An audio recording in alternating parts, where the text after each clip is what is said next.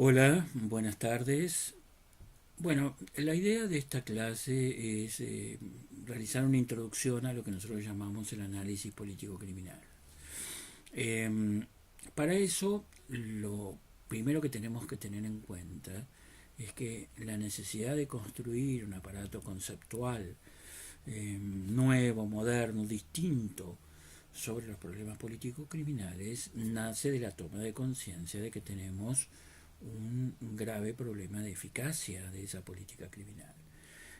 Ya sea en términos generales, porque nuestros programas no carecemos de planes político-criminales, ya sea porque andamos en ámbitos tan específicos que son un subtema dentro de un plan político-criminal, como es la política de persecución penal y la eficacia de la persecución de los delitos, tenemos niveles de eficacia muy grandes o no tenemos ningún tipo de análisis real sobre los niveles de esa eficacia. Entonces se va instalando una idea de que los fenómenos criminales son algo así como problemas imbatibles, problemas respecto de los cuales no podemos tener política, sino simplemente una reacción burocrática o espasmódica, y eso va generando una especie de degradación de la vida cotidiana o degradación de la calidad institucional según los fenómenos criminales de que se trate.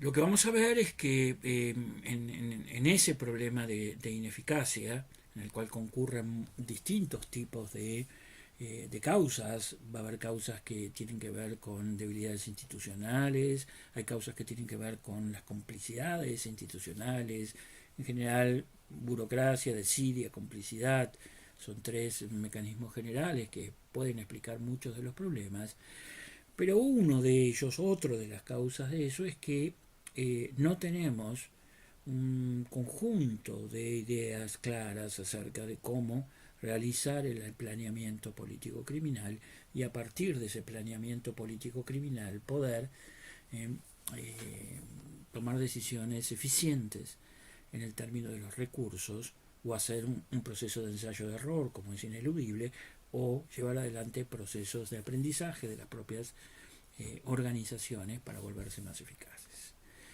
Esta debilidad o vacancia conceptual proviene de un cierto arrastre histórico en el cual nosotros o vemos a la política criminal como una ciencia, esto es una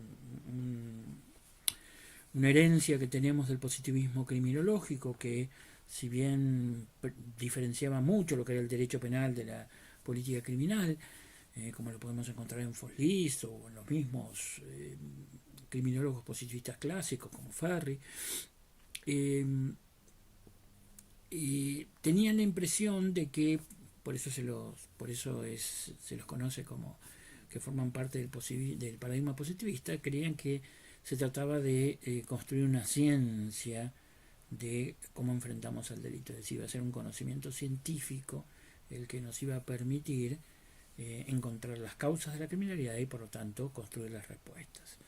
Esto quedó de esta idea, que hoy no se sostiene en términos generales, pero quedó la idea de que la política criminal es una ciencia. Al ser una ciencia, esto pareciera que solamente pueden diseñar la política criminal los científicos.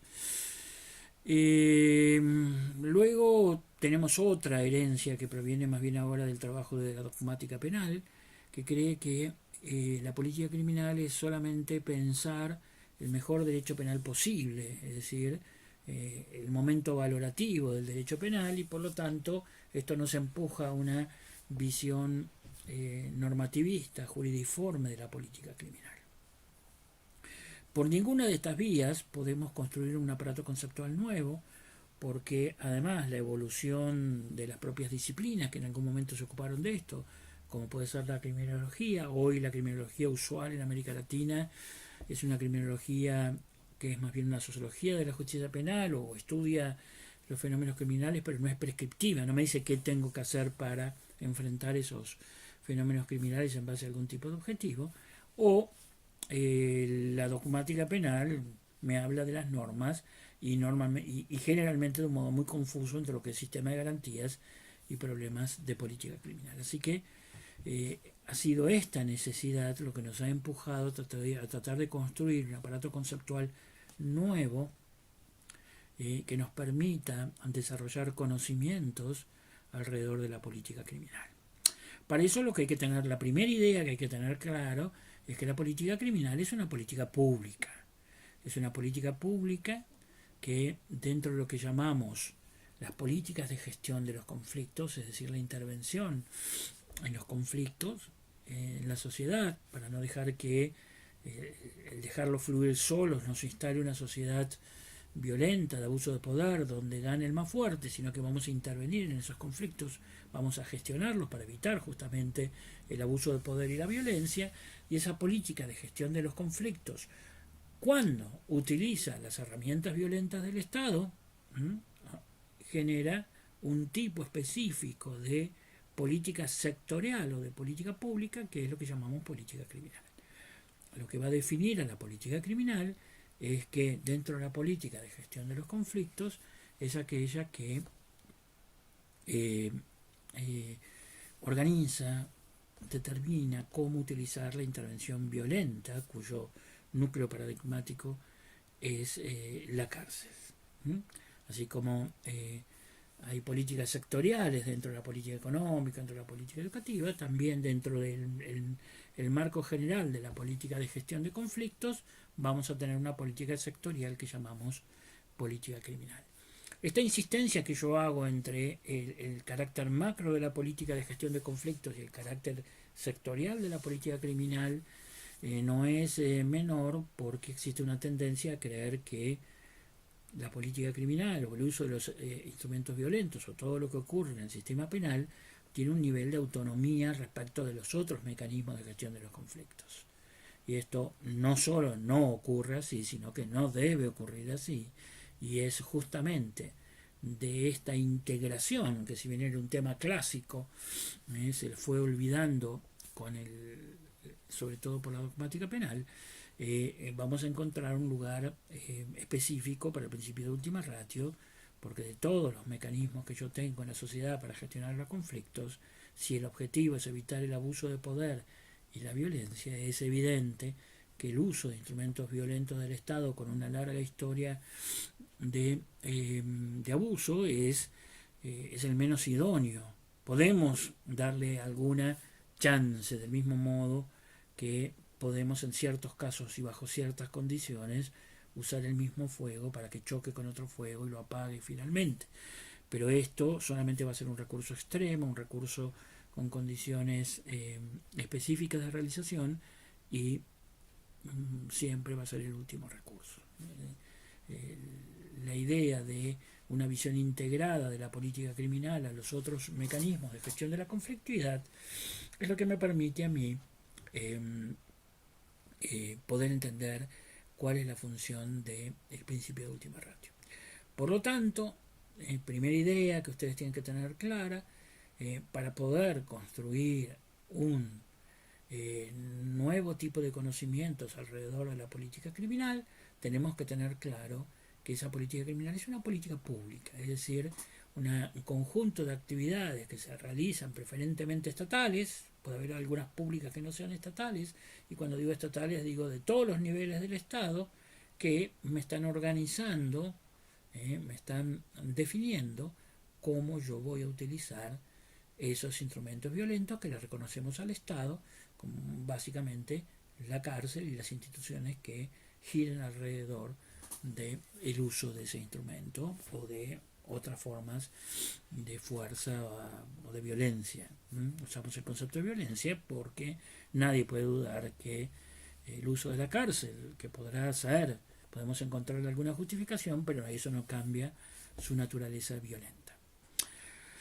Ahora bien, justamente esta mirada de la política criminal como política pública es lo que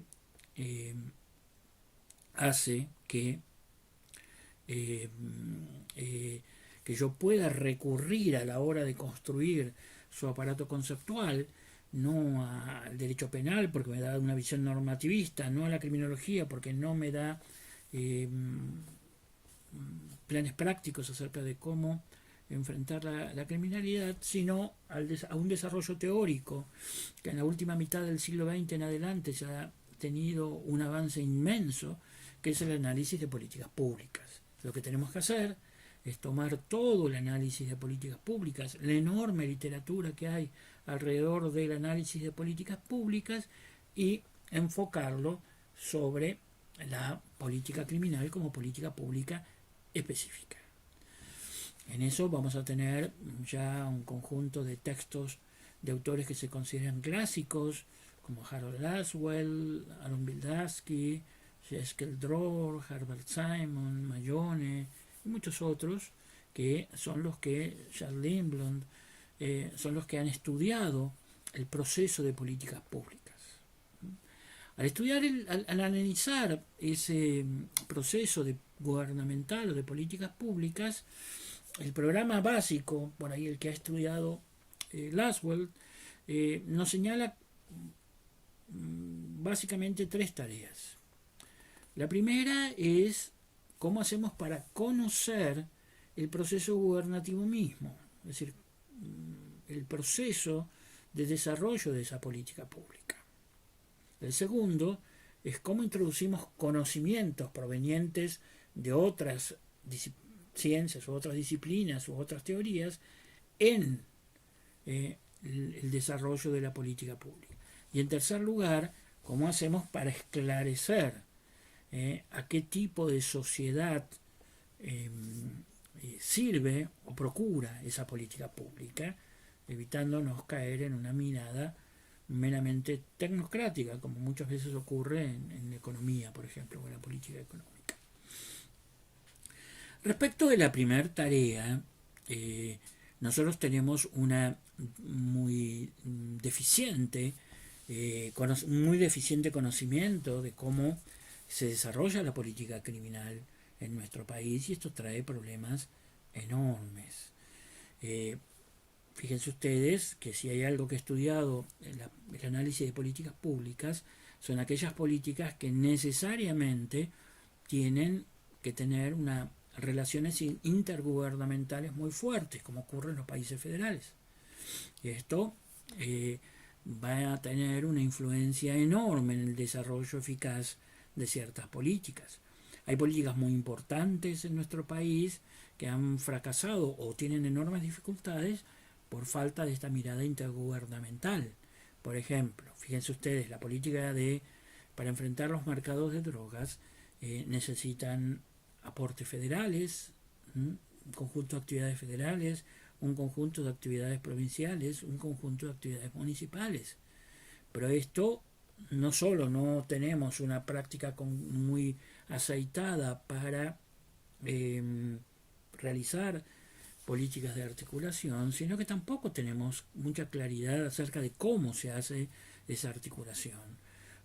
Cómo se manejan los programas cuando tengo por ahí estos 3 niveles estatales en manos de partidos políticos distintos, cómo tengo ciclos de gobierno distintos, ciclos presupuestarios distintos, cómo se establecen divisiones de tareas que no impliquen compartimientos estancos. Hoy, por ejemplo, la política de drogas sufre enormemente esto. Pero no es solamente la política de drogas, en general, por ejemplo, fíjense, pasa lo mismo con el robo de vehículos, pasa lo mismo con la trata de personas, pasa lo mismo con una enorme cantidad de fenómenos delictivos. Esto es, por ejemplo, porque desconocemos cómo se desarrolla la política criminal como política. Al mismo tiempo también tenemos un problema, y es que tenemos que tener claro cuánto podemos avanzar en la política criminal sin pedirle autorización al Parlamento, que es lo que ocurre cuando queremos aplicar, por ejemplo, la cárcel y nos entra a funcionar un sistema de garantías. ¿Cómo se toman las decisiones político-criminales? ¿En base a qué? ¿Quién las toma? ¿Cómo juegan las distintas ideologías? ¿Cómo funcionan el mutuo ajuste de los distintos actores? ¿Cómo participan los actores privados o semiprivados, como son las organizaciones en general, en el diseño y en la ejecución de la política pública? Bueno, todo eso significa conocer el proceso de política criminal, estudiarlo, conocerlo, saber cuáles son sus posibilidades y sus límites. La segunda tarea es cómo metemos conocimiento dentro de la política criminal.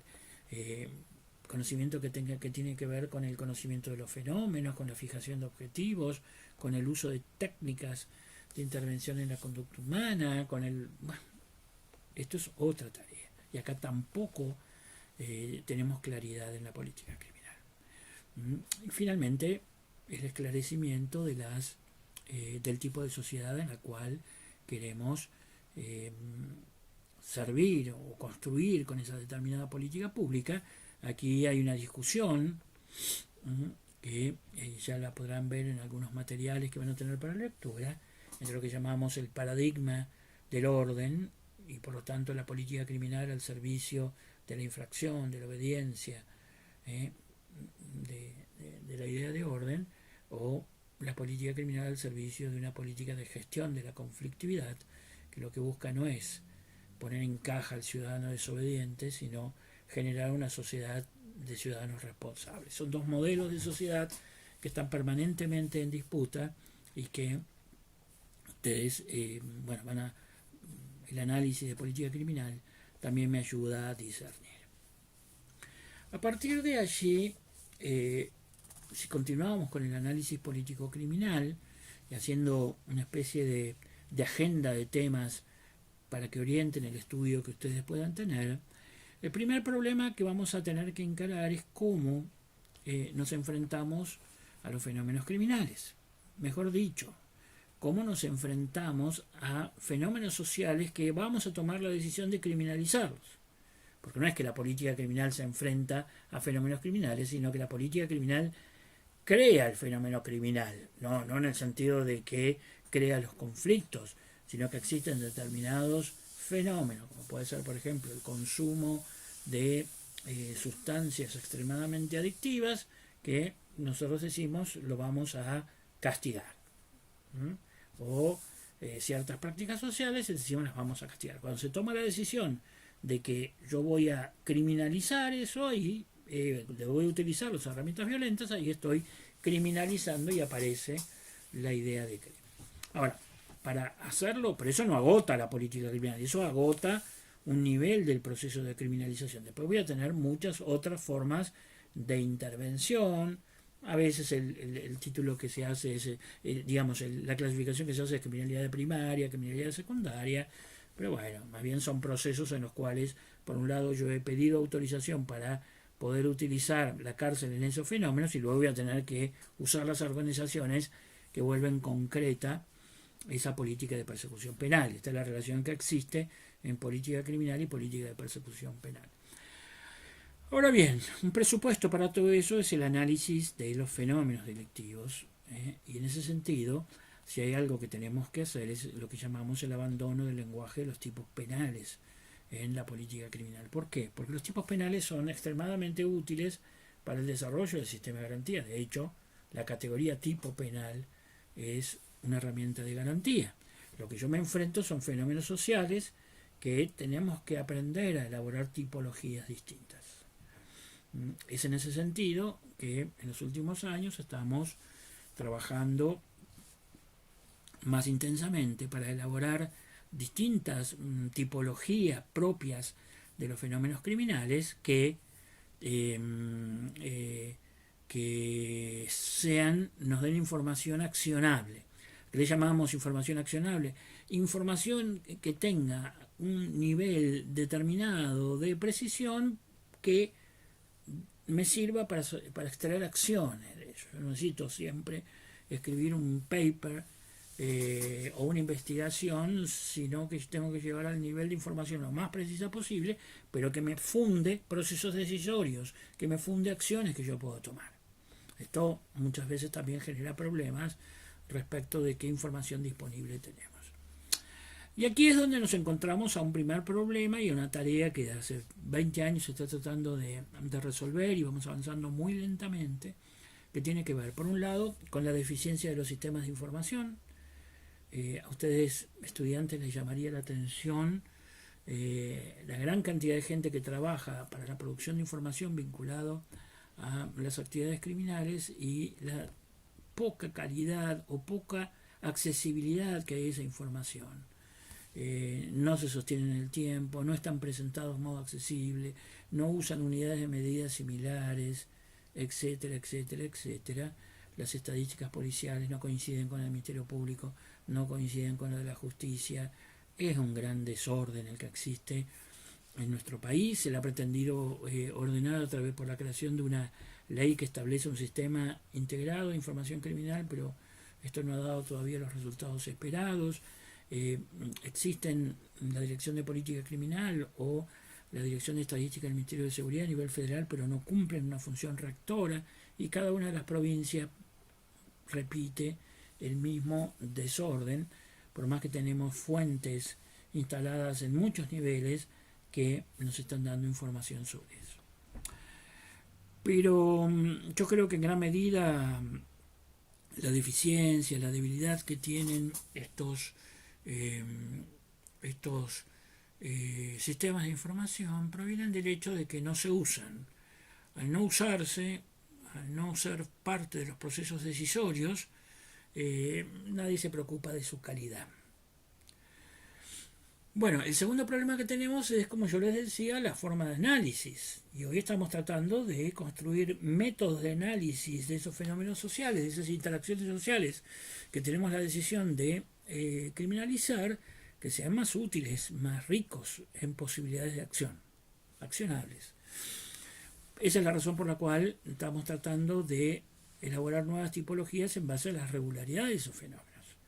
Ustedes habrán escuchado mucho más en los últimos 10-15 años que hablamos de mercados criminales, porque hay muchos de los fenómenos delictivos que tienen una estructura de mercado, es decir, consumidores, proveedores de un determinado nivel, proveedores de un segundo nivel, proveedores de un tercer nivel, productores, financistas, un sistema de marketing, un sistema de protección, dinero que es luego invertido, que tiene que ser extraído del circuito de comercialización, lo que rige para la venta de papas o de chupetines, rige también para la venta de droga, la venta de armas, al mercado de servicios de explotación sexual, de explotación laboral, de venta de autopartes, de celulares robados, de objetos robados en general, el mercado de fabricación de facturas truchas para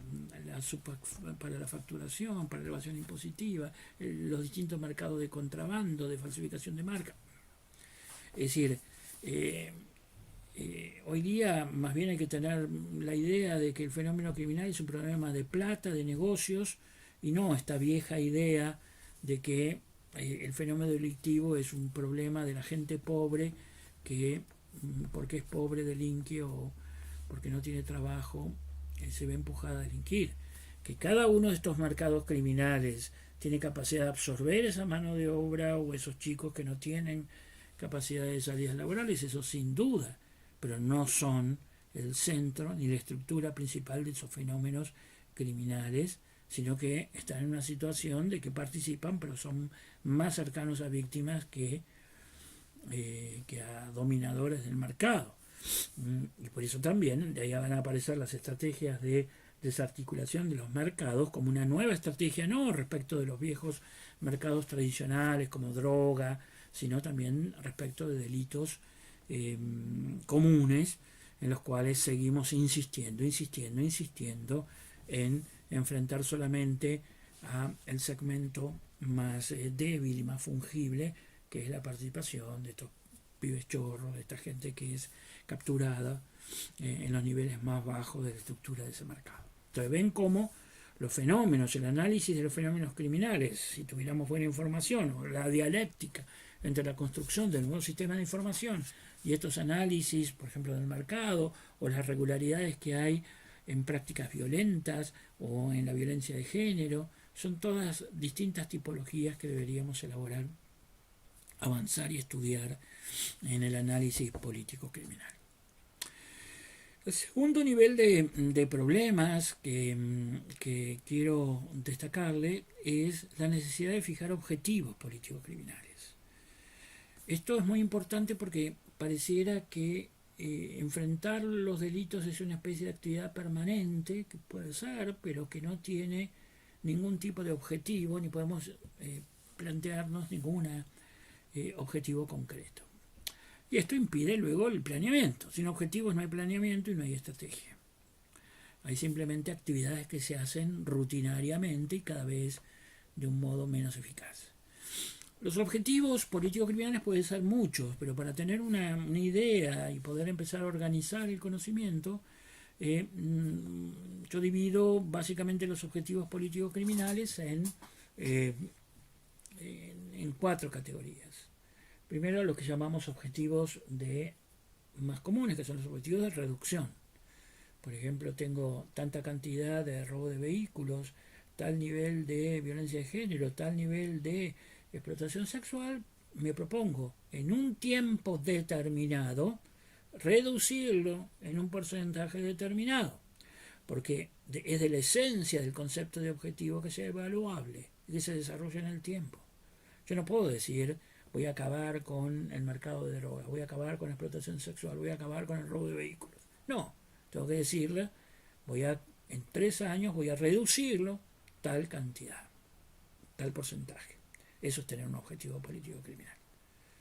Ustedes me dirán, pero si no tenemos una línea de base, bueno, a veces es preferible tener una línea de base imperfecta y plantearse un objetivo concreto para poder realizar un planeamiento estratégico de lo que voy a hacer. Todo esto suena bastante lógico, pero ustedes no saben las dificultades que hay en la práctica para poder implementar luego este tipo de medidas. Esos son lo que llamamos objetivos de reducción. Después vamos a tener los objetivos de control. Es muy importante diferenciar los objetivos de control y los objetivos de reducción para no hacer acciones que pueden significar una asignación ineficiente de recursos.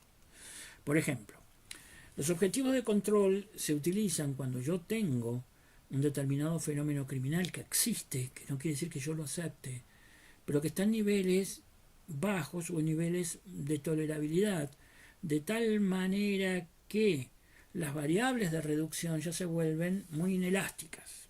Por ejemplo, si yo tengo una tasa de 15, 20 homicidios cada 100.000 habitantes, sin ninguna, como me ocurre por ejemplo hoy día en Rosario, en Santa Fe, sin ninguna duda tengo que hacer una política de reducción, de reducción de la criminalidad de ese fenómeno. Ahora, si yo tengo una tasa, por ejemplo, como hay en otros lugares del país, de 3, 4 o 5, es decir, que ya son tasas bajas a nivel mundial, no es que voy a aceptar los homicidios, pero me voy a poner un objetivo de control.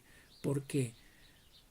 Porque pretender bajar del 4 al 3 o al 2 ya es muy costoso porque son variables más rígidas, porque se trata de homicidios, relaciones interpersonales, por 1000 razones. Tomen cualquier fenómeno criminal y se van a encontrar, y porque se vuelve en base a el análisis comparado, se vuelve una tasa tolerable que me puede permitir hacer otro tipo de compensaciones, fondos de ayuda a las víctimas, etcétera, etcétera. A eso le llamamos, lo que sí voy a tener muy claro es cuando yo pongo un límite y digo no pasa de acá, no pasa de acá. Entonces ese es un objetivo de control que a mí me permite hacer acciones muy fuertes para mantener ese fenómeno en esas tasas de realización. El tercer tipo de objetivo lo llamamos objetivos de transformación. ¿Qué son objetivos de transformación? Bueno, los fenómenos criminales tienen muchas modalidades de aparición, no son homogéneos. Tienen apariciones más graves, menos graves. No es lo mismo la explotación sexual de adultos que de menores de edad. Tienen distintos niveles de gravedad. No es lo mismo un tipo de droga que otro tipo de droga. Entonces, muchas veces yo busco una intervención en el fenómeno criminal que me empuje hacia formas menos dañinas de ese fenómeno criminal. Y si yo logro tener estos están acompañados con tasas de reducción muy fuertes, no me importaría que se levante otro tipo de fenómeno criminal. Supongamos que todavía tenemos dentro del fenómeno del mercado de drogas eh, criminalizadas todas las formas de droga, de la marihuana hasta el paco, a la heroína, las pastillas, etcétera, todos marcados. Yo puedo proponerme como un objetivo de política criminal tener una reducción muy fuerte y en muy corto plazo del paco, por ejemplo, porque es droga de muy baja calidad con una capacidad dañosa enorme. Y no me importaría que suma el consumo de marihuana si logro esos niveles de reducción. Esos son objetivos de transformación, que yo lo puedo, habría que poner ejemplos de muchas y distintas formas de llevar adelante estos objetivos. Y por último tenemos un cuarto tipo de objetivo que lo llamamos objetivos de relocalización. Es cuando yo en realidad un fenómeno que está ingresando al sistema penal, a la justicia penal, lo trato de empujar hacia otras formas no violentas. Por ejemplo, cuando uso fuertemente la suspensión condicional del proceso o en ciertos casos de delitos culposos que los empujo hacia la reparación. Y hay muchas formas. En realidad, un buen plan de política criminal siempre va a tener una combinación de todos estos tipos de objetivos. Aquí ustedes tienen que tener, como estudiantes, algo muy claro. Hablamos de planes de política criminal, pero es casi imposible hacer un plan de política criminal que tome todos los fenómenos, porque los fenómenos son muy distintos. Yo no puedo hacer un planeamiento político criminal respecto al robo de vehículos, del robo de celulares, de la droga, de la explotación sexual, de la corrupción, de la criminalidad financiera, de la evasión impositiva, todo junto de todas las mismas maneras y todo al mismo tiempo. Es decir, yo me contentaría con encontrar que los ministerios tienen 4 o 5 buenos planes de política criminales y se van avanzando sobre otros, y no esta idea que se larga cada tanto y dice tengo mi plan de política criminal, porque esto es muy difícil, todavía estamos muy lejos de poder hacer algo totalmente exhaustivo respecto de fenómenos criminales que tienen y reclaman estrategias muy diferentes. Entonces, fíjense cómo en esta segunda categoría que hemos hablado, hemos fijado un concepto que es el objetivo político criminal. No puede existir una política pública, no puede existir una política gubernamental, no puede existir, por ende, política criminal si esa política criminal no tiene objetivos concretos en un territorio determinado, en una sociedad determinada, con plazos determinados y que por lo tanto sean evaluables. Esta categorización de estos 4 tipos de objetivos es una de las tantas posibles. En el futuro habrá que ir desarrollando otro tipo de categorizaciones de objetivos. En tercer lugar, es muy importante tener en cuenta la idea de múltiple articulación, porque es lo que me marca a mí la posibilidad de tener una mirada estratégica. La mirada estratégica significa que yo voy a tomar decisiones respecto de la modalidad de intervención de mis instrumentos y organizaciones para alcanzar los objetivos del modo más eficiente. Eficiente significa con el menor desgaste de recursos o con la maximización del uso de los recursos. Eficaz significa haber alcanzado los objetivos en porcentajes más altos posibles. Para poder hacer este planeamiento estratégico, yo tengo que tener en cuenta una categorización que también es muy importante, que es lo que llamamos modalidades de intervención. Cuando yo intervengo en la conflictividad en general, en este caso, cuando yo intervengo en la conflictividad que he decidido criminalizarla, voy a utilizar instrumentos que tienen una modalidad preventiva, instrumentos que tienen una modalidad disuasiva e instrumentos que tienen una modalidad reactiva. La modalidad preventiva es cuando yo estoy interviniendo en aquellas causas de la criminalidad o en una manifestación de ese conflicto de un modo más profundo, de tal manera que puedo acabar con esa conflictividad, que puedo evitar que ese conflicto aparezca. Por ejemplo, si yo hoy día puedo hacer muchas actividades preventivas respecto de lo que es la causa de la violencia en las relaciones de pareja. Y bueno, ahí puedo descubrir y puedo tomar medidas preventivas que tengan que ver con esto que llamamos, por ejemplo, la desconstrucción de la violencia patriarcal, del machismo, etcétera, etcétera, etcétera. Esos son, o puedo con alguna manifestación propia de esas de esos fenómenos, como puede ocurrir, por ejemplo, con cuando yo sé que la introducción de alcohol me genera mayores niveles de violencia, entonces hago una política preventiva respecto del alcohol. Esas modalidades preventivas son obviamente las más útiles, pero son las más difíciles, son las que generan un problema de mayor tiempo. Necesitan normalmente gente muy especializada para aplicarla. Bueno, suenan bien, pero son muy complejas, pero existen, son las modalidades preventivas.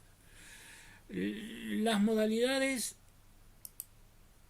disuasivas son aquellas modalidades en las cuales yo estoy utilizando un aparato disuasivo, es decir, son aquellas modalidades en las cuales voy a contener el conflicto o una manifestación del conflicto, como puede ser la mayor violencia, en base a que desarrollo un dispositivo, una práctica que contiene esa manifestación. Por ejemplo, cuando yo hago patrullaje policial o hago vigilancia, se va a contener el conflicto.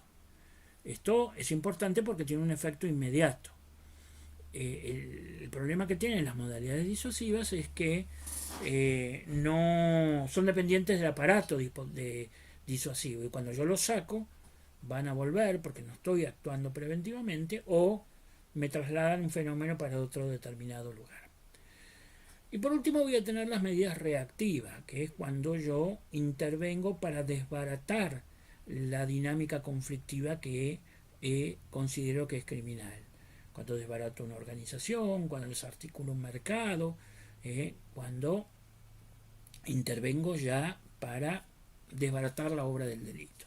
Esto se puede hacer directamente por la acción policial, es lo que llamamos conjuración del delito, cuando la policía entra y desbarata, conjura un delito que se está llevando a cabo, y luego tenemos la reacción más profunda, que es cuando nosotros realizamos la persecución penal, castigamos, sacamos de la cancha, por decirlo de alguna manera, a las personas que están llevando adelante esa actividad criminal. Estas tres modalidades siempre están presentes en los planes de política criminal. Algunos, por ejemplo, si son medidas reactivas, digamos, jurídicas, o voy a necesitar persecución penal, normalmente están coordinadas con la conjuración directa de la policía, o a veces no, pero siempre hay algún nivel de coordinación. Pueden estar vinculadas a medidas disuasivas o deben estar vinculadas a medidas disuasivas, o mejor si tienen algún tipo de medida preventiva. Tener claro esta forma de trabajo integrada, lo que llamamos múltiple articulación, y debe ser estudiada para los distintos fenómenos. Por ejemplo, si yo quiero desbaratar un pequeño mercado de drogas que está alterando la vida de un barrio, contratando a los chicos, distribuyendo droga, bueno, todo lo que conocemos que ocurre en los barrios de nuestras provincias, yo no puedo simplemente sacar, es decir, conjurar, reaccionar y sacar a los mafiosos que venden la droga, sino que probablemente voy a tener que entrar con un dispositivo disuasivo por un tiempo y hacer una política preventiva, porque si no lo que voy a hacer es, voy a desatar una guerra en el barrio, o al poco tiempo, mientras dura la causa judicial, ya se me restableció digamos, el mismo circuito de criminalidad. Esto es lo que llamamos múltiple articulación de estos tres tipos de medidas que hacen que yo pueda tener un plan de política criminal eficiente. Hay otras categorías que forman parte del análisis político criminal. Por ejemplo, el estudio de las organizaciones que yo tengo, de las herramientas que yo tengo disponibles para utilizar en estos planes políticos criminales, cuáles son las reglas que me dan el ámbito de posibilidad de cada una de esas organizaciones, que puede hacer la policía, que puede hacer la fiscalía, que pueden hacer los que supervisan a los ofensores, los que controlan la cárcel, cómo funcionan organizaciones públicas, cómo organizan, bueno, cómo funciona el Poder Ejecutivo, que maneja los planes preventivos, bueno, el conocimiento y tener el mapa de mis organizaciones que forman y sus reglas de funcionamiento es también una categoría de análisis político criminal. Y por otra parte, y finalmente, y ya para ir terminando esta introducción, tengo que tener claro cómo ir evaluando.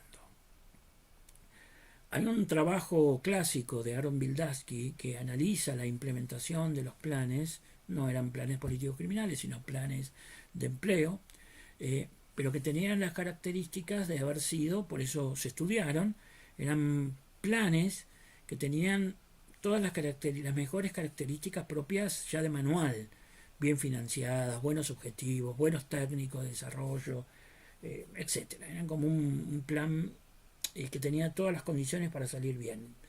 Pero pasan los años y el plan no produjo los resultados esperados. Entonces se estudia esto, están los estudios hechos y están disponibles en español, y